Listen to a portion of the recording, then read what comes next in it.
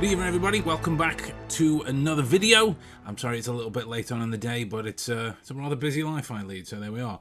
I've been putting this one off for far too long now at the moment. Not kind of actively putting it off, because I've been kind of salivating at the prospect of getting going on this, because those of you that have been subscribed to the channel for long enough will know I love a puzzle. I love a puzzle. It's a great test of precisely what it is that I do, and it's a great way to practice the critical thinking involved in problem solving. I don't care if it's riddles, I don't care if it's logic puddles, logic puddles, logic puzzles, murder mysteries, anything. Even if it's a case of he said, she said on the TV, I'm constantly trying to figure it out before it happens, and it's been great practice. So, bit of backstory in terms of this. My wife, God bless her soul, puts up with a lot of this shit from me on a all daily basis. I think would be fair to say. So she came home from work, or I came home from work one day, and I've got you a gift. She gives me this. Now, for those of you that don't know, this is a Rubik's Void. A minor twist on the original in that the centerpiece is missing, so it makes the standard solves just a little bit harder, but jumped at the chance to play with something like this, and it was a great puzzle to figure out on the car trip home that day. So it was maybe, what was it, like 2-3 days later? A couple of days later, I've got your puzzle, and I've got you another gift. Oh, great, brilliant! Thinking I'm going to get another cube, or it's going to be, maybe a puzzle book or something like this. When we've been down to Baker Street in London a few times, I always get a puzzle book when I'm down there. She goes, I've got you the most difficult literary puzzle ever devised. Great. Thanks. I think. And for those of you that don't know, it is this. Cains Jawbone. A unique hybrid of word puzzle and whodunit, says a literary review. If James Joyce and Agatha Christie had a literary love child, this would be it. The world's most fiendishly difficult literary puzzle. Now, I'm of the understanding that this has had a resurgence in sales thanks to the glory that is TikTok, and I say glory through gritted teeth.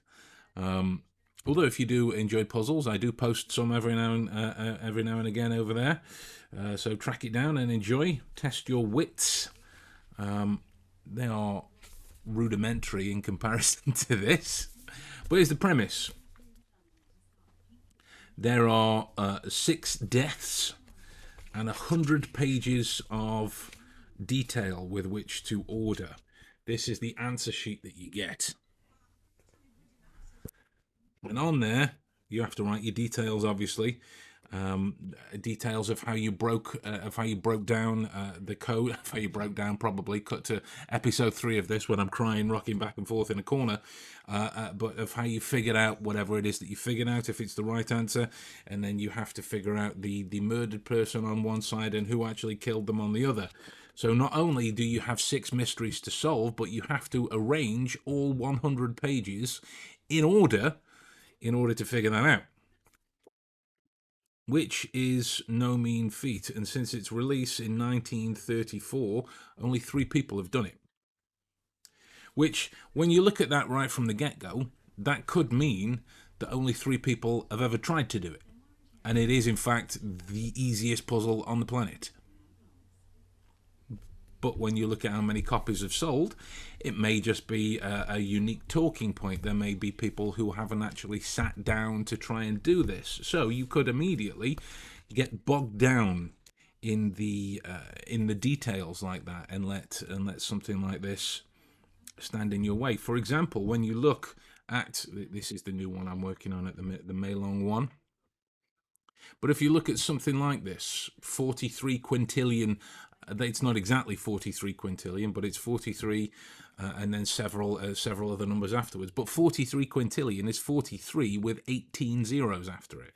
And you could get bogged down in that degree of permutations that would make this much more challenging to solve than it actually is, until you sit down and you formulate the methods, you learn the algorithms, you learn the directions to take, whether you're doing the cross first, you got your J-perms and this, blah, blah, blah, blah, blah, blah, blah. Right? So it is about trying to figure out those details with something like this. So I'm going to run this as a series, as an introduction to how I am tackling the world's most challenging literary puzzle. When it was first published in 1934, there was a £15 prize offered to the first reader who could reorder the pages and provide an account of the 6 persons murdered in Cain's Jawbone and the full names of their murderers. 2 people, Mr. S. Sidney Turner and Mr. W.S. Kennedy, solved the puzzle in 1935. And then there was I think he was a stand-up comedian as well, but he was a puzzler. His name was John Finnemore, and he solved this quite recently, I think it was. I don't know exactly when, because I've not done the research on that, but it was quite recently. Hence the resurgence in the videos and its regrowth in popularity. So the prize is currently at $250. £250 or $350. But this is £250 to spend on other book projects at unbound.com. God bless them. It's a good business strategy. I like it. However, there is a time limit on this, in that the competition will close New Year's Eve 2022. So when there are those out celebrating for all, I will be studiously, hopefully I'll have done it by then. But if not, I need to make sure that my email is sent in before the ball drops, so to speak. So it's a lot of work, really, to arrange 100 pages.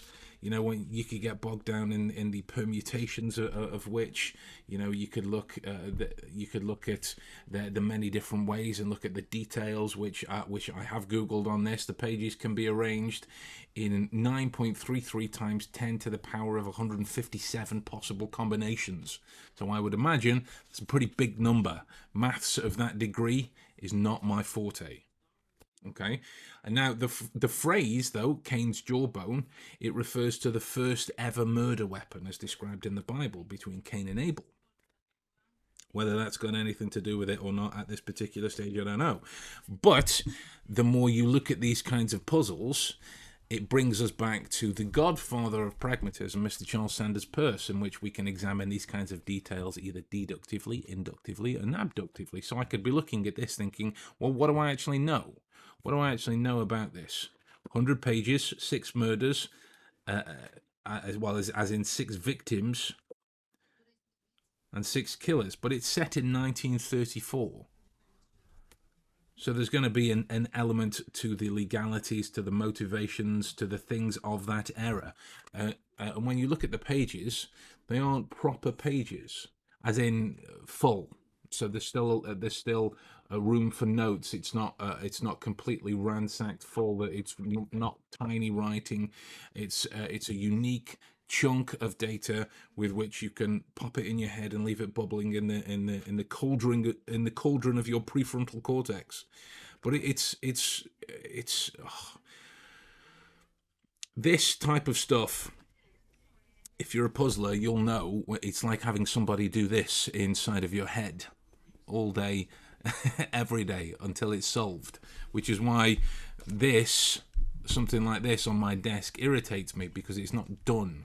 if I've ever been practicing a cube or solved a puzzle or figured this out or whatever it is, and there is an opportunity for somebody, not mentioning any names, Maddie, to walk past and mix it up or mess it up just for the sake of ruining my my ease, she will do that. And God bless her. She's keeping me on my toes, and I suppose this is her payback. Please note this puzzle is extremely difficult and not for the faint-hearted. Well, I do have asthma, so I don't suppose that's technically faint-hearted, but there we are.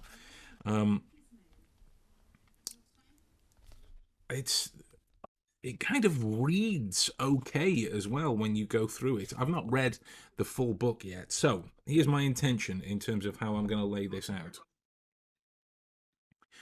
I'm going to read each individual page and make notes on the mechanicry, on what happens, so that when it comes back to aligning all these individual areas, I can start to put them together bit by bit by bit. In that 2 goes with 19, that 94 goes with 72, boom boom, and it has these connections, whether it be from name, whether it be from a plot twist, whether it be from a chase scene, or anything else of that degree. So I'm thinking that the first port of call here is for me to try and pin together some kind of cause and effect. In that, the thing with playing cards, I've looked at, obviously being in the field, I've looked at the statistics on these, in that if you have a deck of cards that are in an order, you shuffle them genuinely, and then the order they were in previously, it is statistically as close to impossible as you will get for them to be in that same order again. However, if I had looked at the order first of all, and then given some genuine shuffles, and mixed them up this way round, because I'm aware of the way that the story goes, i.e. the order of 52, I can take some time to arrange where they might likely fall into place. Now, it is a very thin idea that I have no frame of reference for in terms of how it will be executed. I've been reading detective novels for bloody decades at this particular stage, so I've got an idea. Particularly detective novels that are set around this era. So I've got some awareness, not a great deal, but I've got some awareness of the legal precedences, some awareness of the exact dictations of the law. Of the time, what the peelers would do, their comings and goings, how they would examine scenes, the things to do, the things not to do, how they would store evidence, how they would interact with it, and this kind of thing. So I'm nothing but hoping at this stage that it will help me to formulate each of these 100 pages into a kind of narrative. Then you can start to examine motives and opportunity, and see whether these align in the grander narrative, so you can start to pull it together. Well, if I can find something that connects the whole thing, this is going to do it, and I'm going to keep this going as a series, so so you guys can kind of join me on this. And I'm not going to, I mean, if it is that I end up solving it, I'm not holding out any hope that I do, but if it is that I end up solving it, I'm obviously not going to share answers and stuff, or techniques in terms of the step-by-steps of how you do it, because that's not the point. That would be defeating the object. But to have my aim for this is to present a method for tackling difficult puzzles of this nature. Is it going to be a beautiful method? Probably not. Is it going to be trial and error? More than likely, right? But it's the examination of these logical, pragmatic breakdowns of information that is out of order, seemingly unconnected. How can you join the dots between something where you don't even know where the dots are, right? Now, some of the details on this, it states online that to solve the puzzle, the reader obviously must determine the correct order of the pages and the names of the murderers, blah, blah, blah. But the story's text includes a large number of quotations, references, puns, spoonerisms, and other word games. So this is quite literally the gift that keeps on giving in that particular way, you know. So yeah, I'm very excited for how this is going to be broken down. I will share this journey with you the more that we get into this. So yeah, that's another side series that that is going to be filling in these Tuesday slots. If you have an idea of how you think you might be able to tackle this, then by all means, drop it down in the comments. I could probably use the help at this this stage.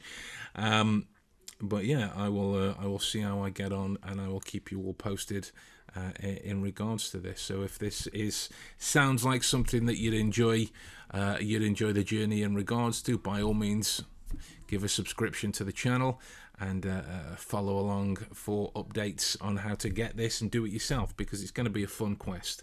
I have no intention of trying to keep it towards the New Year's Eve deadline. If it is, great. I'm not going to be actively seeking that. I'm not going to stay up all night, just to try and make sure that I make this, because yeah, 250 quid would be nice, but I think a problem of this nature would be worth a lot more than that. So if it was that there was a deadline where there was a sufficient kind of prize, then I would push myself for this. So now at this stage, it's more about actually making sure that I figure this out, actually making sure that I solve one of the most challenging literary puzzles of all time. And with that in mind, guys, I shall love you and leave you, and I'll talk to you all soon.